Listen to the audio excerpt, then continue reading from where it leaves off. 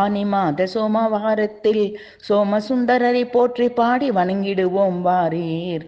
தொண்டர் அடித்தொழலும் சோதி இளம்பிறையும் சூதனமென் முளையால் பாகமும் ஆகி வரும். புண்டரீக பரிசாம் மேனியும் வானர்கள் பூசலிட கடல் நஞ்சுண்ட கருத்தமரும் கொண்டல் என திகழும் கண்டமும் என் தோளும் கோல் நறுஞ்சடை மேல் வண்ணமும் கண்குளிர கண்டு கொண்டேன். காத்து ரட்சித்திடுவாயே ஈசா.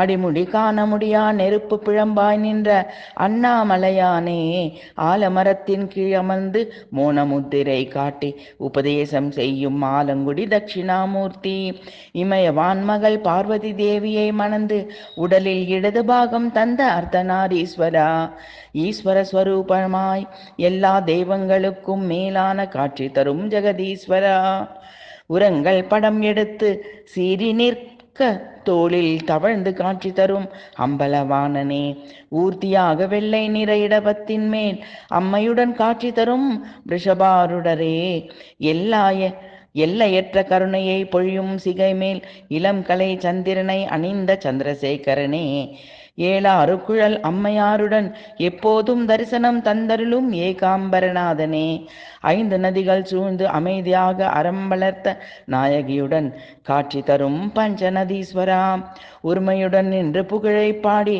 உனக்கோர் பாமாலை சூட்டிட அருளிடுவாய்.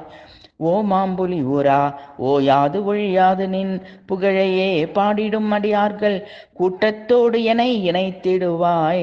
ஓங்காரேஸ்வரா, ஔடதமாக என் பிறவிப்பிணியை அறவே நீக்கிடும் உன் திருநாமம். ஓம் நமச்சிவாய நமः.